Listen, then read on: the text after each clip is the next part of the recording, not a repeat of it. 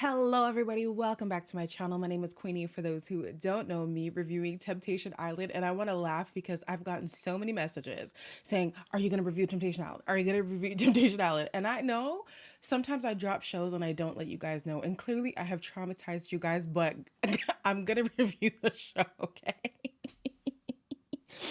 I'm gonna review the whole season. We're not gonna drop it. All right. Before I get into it, please make sure to like this video, subscribe and hit the bell, and leave a comment down below. Also, in the description box, you'll find the link to my Discord. I have created a channel for Temptation Island so we can keep the conversation going over there. So, for those who don't know about the show, essentially, if you've watched shows like Ultimatum or Put a Ring on It, it's those two shows meeting a show like Love Island. Essentially, couples who've been in long-term relationships. This season, there's more shorter relationships, but typically it's long-term relationships who found themselves in a rut, want to explore other connections and see if they're going to end the show with somebody new, with the person they came with, or on their own. And just before you guys say, "Oh, shows like this don't work," honey, there have been engagements both with people they came with and people who they met on the show. There have been people who left single. Like, it runs the gamut of options. So the show will be doing what they say that they're going to do. Okay. So let's get into the cast. The first couple we have is Caitlyn, who is 31, and Hall, who is 35. They have been together 8 years and they've hit a wall in their relationship. And Caitlyn thought that even though she was engaged, she's not quite excited for marriage. Not that I don't want to marry Hall, I don't know. I don't know either, so that's why I'm here. Am I wrong that I feel that there's a lot of being careful and a lot of just let's keep it comfortable? Comfortable is what we do when we don't feel safe enough with a person to say what's really in our heart. To me, I think that she fears being left again. So what happened is 3 years into their relationship, on his end, he decided he wanted to see other people, and so he broke up. However, as they were talking to each other, she was under the impression that he wanted future things like kids, a family, and all that kind of stuff that she wasn't prepared for, and that's why he left. So there's some miscommunication there. And now, 8 years into their relationship, they're on an island where they can explore other people, which is essentially what he wants to do, but she didn't know. She claims she didn't know. I feel like a part of her must have known. And I'm just like, this is either the best test because he does seem to have a wandering eye, or the worst thing because it's going to solidify all the insecurities you had prior to. I will have to give Hall some credit in that back when he wanted to explore, rather than cheating, like some people in this process have done, he decided, let's just end this relationship so that I can go off and do my own thing. As heartbreaking as that might be for the girl in the relationship, at least he was honorable enough to do that. Let me break up with you instead of cheating on you, because I feel like that's worse. The next couple is Vanessa, who's 34, and Rob, who was 24. Yes, you heard that right. They've been together for 1 year. In the past, they have been long distance, so the distance in this process shouldn't be a problem. However, Vanessa wants Rob to be more mature. There's a 10-year age gap, and I feel like sometimes she views me as a little boy. What scares me is you trying to make him be something that he may or may not be. Is he a work in progress for you to mold, or is he an equal partner in a relationship that's going to be husband and wife at some point? Ouch. I'm sorry, mama, but you are dating a man 10 years your junior, and you're asking him to be mature. He's in his early 20s. You're delusional. Like, you're delusional. There are men in their early 20s who can be mature, who can be ready for marriage and building a family and all that stuff. But girl, you went and sought after a young man, asking him to be a grown man when you could easily just go for a grown man. But then I realized her mentality is at the same age as him.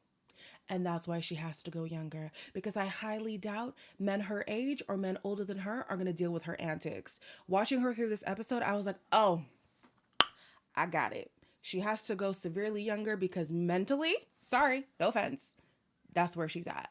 And so she also has these high standards that she wants him to adhere to. And I'm like, again, you want to build him into somebody that he's not. And she's like, yeah, I feel like by 30, I want him to be at a place that I don't think he's going to be at. That's 6 years from now. You listen. Potential is saved for people who are young, okay? You cannot be in your mid to late 30s talk about potential. Like, he's 24. He actually does have potential. So that I do understand. But girl, you are 34. If you want somebody to meet you where you're at, get the people in your bracket. He's not that. Up next is Maricela, who's 24, and Christopher, who is 30. They've been together 2 years, and even though they are codependent, they both have a struggle for power in the relationship where one wants to control, the other one is hard-headed and won't allow the other person to control, so then they're always at odds. Is it bickering or is it about real stuff? We communicate very differently. It's 2 years and we still don't know how to talk to each other sometimes, and we end up fighting. I've called myself a respectable whore. The way I screamed, literally screamed, when this man said he was a respectable whore, as if the word whore already doesn't imply unrespectable. Unrespectable? Irrespectable. Child, it's a juxtaposition. How are you going to be a respectable whore? Like, okay. So I think in this relationship, the reason why she keeps her walls up and strong is because of his past. Like, you might take me for idiot, and I'm not gonna let that happen. So I would rather stand my ground and be headstrong so that if you play me, I'm not the one who's hurt. I'm not. And I think she said her fear is also being hurt. Like, she's not gonna allow him to break down her barrier just for her to be taken advantage of. And then I'm like, but then why do you want to be with somebody like that? But listen, that's not for me to know. Let these people do what they want to do. The last couple we have is Paris, who is 23, and Nzubechukwu, who is 25. He also goes as Great, so we're going to call him Great. They've been together almost 2 years, and she wants to start a family, and she's feeling anxiety and pressure from external factors. So either her family is putting pressure on her, or she's seeing other people around her building families, and she's looking at herself like, why can't I get it together? I don't see no ring. I don't see him talking about us moving in together. Great, in the past, he have been cheating on me more than one time so far. Cheating must have been very painful for you. Okay. Oh, the African girl in me cried. I thank God I don't come from a family who puts on the pressure, honestly. Like, my mom couldn't care less. She's like, are you living your best life? Are you happy? Are you content? Then that's all you got to worry about. But being an African woman, there is this societal pressure to be married and be married young and to start a family young, because at some point you're going to be seen as a spinster. You're going to be seen as a throwaway type of woman, and nobody's going to want you. That's not true, but that is the perpetuated idea in African society, typically. So it's sad to see her. She's only 23 and she's chasing after a guy who has cheated on her multiple times, who has, bred insecurities in her, and it's very evident. And I'm just like, oh my goodness, like, sticking around in a toxic relationship for the sake of wanting to build a family is such an African trope, and it makes me so sad. Like, it makes me sad. Yeah, it makes me sad. I wonder how Mark is going to handle this. I love Mark this season. Mark is really diving into these couples, and I'm like, oh, great. But I wonder how Mark is going to handle this specific couple, because there is that intersectionality of being African. So yeah, Mark is good at relationships, but is he good at African relationships? I don't know. So this season, a lot of things have changed, and they started off with a bonfire, and during the bonfire, there was rain, right? And of course, the ladies were like, hold on, my hair. But nobody was as dramatic as Vanessa, which actually made Rob embarrassed. You're the only one that acts like that, and it's embarrassing. I talk to people rationally. I talk to people like human beings. It's annoying to have your back when I know you're in the wrong, and I don't like that. That's embarrassing, yo. At this point, this is when I said, oh, so the immature one in this relationship isn't Rob, it's Vanessa.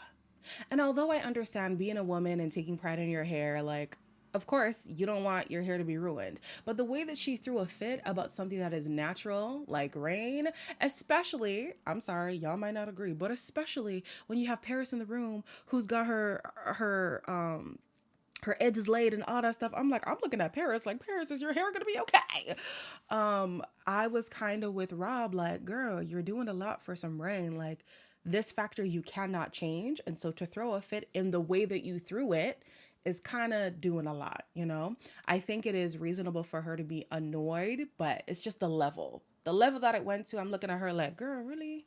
Okay. Another person who potentially has some anger issues or some temperament struggles is Maricela. I get angry really quick. It goes 0 to 100, at least 30 minutes. Like 30 minutes, that's good. 30 It minutes. takes her a whole day. Sometimes it does take a whole day. If you watch this season of The Ultimatum, the queer love version, you will know that there is a woman there named Mildred. And Mildred sounds a lot like Maricela. And I hope this is not another Mildred situation where she blames her temper on being a Latina. Because, yes, we know there is a stereotype that Latin women are feisty, they're fiery, you know, but I'm just like, that doesn't excuse bad behavior. Like, I'm so sorry. Like, yeah, Maricela, she looks quiet, but she's got some fire behind her. The next day, it's time to meet the singles, but one of the twists is that instead of the couples now splitting apart and going to the guys and girls villas, they're actually gonna have a party together. You'll also be able to mingle with the singles your partners will be living with. One big party. Everybody's invited. Let's go. Let the games begin. Let the games begin. I would like to know what all the reality TV producers in 2023 have been drinking, because something is in the water, and honey, I am slurping it up, okay? From Love is Blind to Love Island to this, like, just the twists they have put in on 2023 versions of the show, it's too good, honey. It's too good. So as I'm watching the party progress, I'm looking at some people in these couples and I'm like, oh, this is going to be a messy season. Like, some people are very open. Not loud and obnoxious. You're not even that funny, though. Just real quick. Okay, so I'm making you nervous? Damn. The way people are already zeroed in on who they want to explore their connections with, I'm like, oh, this is going to be good. This is going to be good. One thing about the singles on Temptation Island, they never fail to tempt.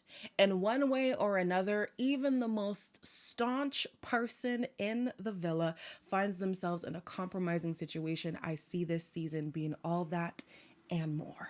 As we know, Hall and Caitlyn are engaged. However, Hall, shoot, that man might not want to be.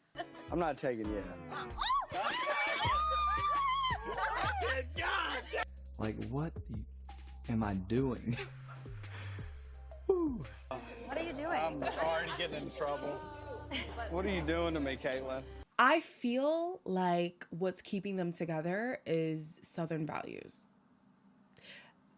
That's what I think. I think that he has a way that he wants to be naturally, but he knows that in his own community or with his family, it would be frowned upon. So he has to do the whole, okay, let's get married, let's have kids, whatever. But he wants to be out here in these streets. And I think to myself, there's no way Caitlyn doesn't know. That's what I thought when I wrote this. And then later on, it was confirmed. I'm like, there's no way Caitlyn doesn't know, because he was a flirt when you met him. He was a flirt when y'all broke up. He's a flirt now 8 years in the relationship. Like, I feel like this is a theme, honey. How are you not getting the theme? We have Vanessa, who's obviously having a heart attack, trying to keep tabs on her man, who isn't thinking twice about her. How you feeling, girl? Have you seen him? Who? Now all I think about is, you know, what he's doing, what girls are in his face. I love you. Do I need to be worried? You look hot, so I don't know. Thank you. That makes me feel better. Again, I say to you, Vanessa, if you really wanted a mature man, you would have went and gotten a mature man, and you wouldn't even be in this situation. You wouldn't have to keep tabs on how your man acts in the presence of other women. You wouldn't even be on this damn show, hopefully. So I'm just like, I don't know. I really don't have sympathy for Vanessa, because she chose a young boy and is shocked that he's acting like a young boy. Nafisa is one to watch. This girl, listen, she has gained favor in the men. She's gained favor in the women. And I'm like, ooh, Nafisa's good. That girl likes to chat to all of you. She's You have to get his a attention. cool girl. She's my favorite. Yeah. Oh, there you go. I don't know if I told you yet. No, you didn't I don't know tell me if I that. told No. Please, my sister, tell me the truth, though. Please, hurry up. I beg, hurry up. She has this polarizing personality that you can't help but be drawn to. And there's already two guys, I think it's Great and Christopher, who are very keen on her. Even Christopher, when he first saw her, he was like, red hair band. I like her. And she didn't even say a word. Ooh! I'm excited to see where this goes. Then you have Great, who has literally been flirting with any person with a cooch, but is pressed that his girlfriend has been interested in only one person. How did it go with Tariq? What is his name? I'll tell you right now, like he's not. I know what's going through his ass. Well, so you tell me what's I don't think he's good for you. I've invested time. I've invested my patience. I've invested my heart. I've invested everything. So Great, if you've made all these investments, why can't you invest in creating a family?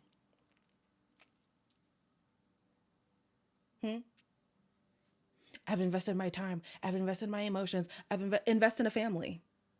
Huh? Since you feel like all your investments are going to be in vain, she wants you. But if you're not going to give her what she wants, she's going to dip. Like, he's making it seem like she's the one, like, stringing him along and wasting his time. It's you.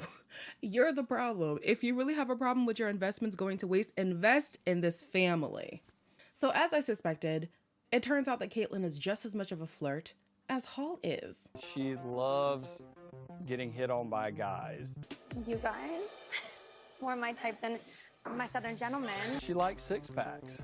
And that's something I can't provide for her. We're missing a little something, and we're trying to figure that out now. I knew it. I just knew it. He knows she's a flirt. She knows he's a flirt. And I feel like just because they are both Southern people, they feel like traditionally they have to do things a certain way. And that's what's keeping them together. The fact that they've even been together for 8 years, only been engaged for 1, and they're still like, ugh, but marriage though, really? Like, I think it's just societal pressure. I don't think they want to do this. I really don't think they want to do this. But a lot of us succumb to societal pressures. It happens on a daily basis. So I wonder if they're going to proceed with something that clearly they are hesitant in doing, or if they're going to be true to themselves and just play the field. You know what I mean? And I don't think there's an issue with being in long-term relationships as long as there's an understanding between both people.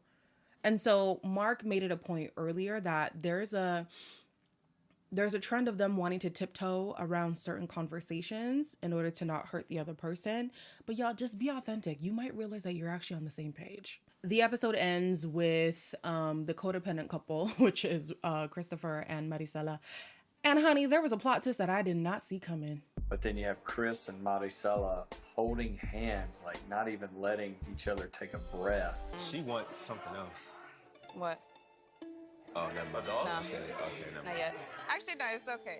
I want a sister wife. A girlfriend. Yeah, I want a girlfriend. My family doesn't know. My parents don't know. My grandparents don't know. Nobody knows this side of Maricela. So the thing with Maricela is that she is bisexual. And then I'm assuming she's also polyamorous because she wants a girlfriend while also having Christopher around so she can love multiple people, which is polyamory. I'm just here like, now why did he have to out her like that? Why did he have to out her like that? He has an insecurity of not being able to satisfy her sexually in the way that women can. Well, one, it's probably true. Like, listen, it's probably true. But I'm just like, there was a way to explain that you have an insecurity of not satisfying without putting her business on Front Street like that. And I feel like that must be a theme in their relationship because she said he's always airing her out. And I'm just like, oh my gosh, like, I can see why she's so guarded. And it's sad because I'm like, I think that they actually have potential. But he's just so loosey-goosey, loose with his peen, loose with his lips, that she's not safe. She doesn't feel safe in this relationship with him. So, yeah. Man, this man just outed her on television. Whew! It's going to be an interesting season, guys. I am buckled in for the ride. It's gonna be so good. Like, comment, share, and subscribe. Again, head over to the Discord so we can continue the conversation, and I'll see you guys in the next one.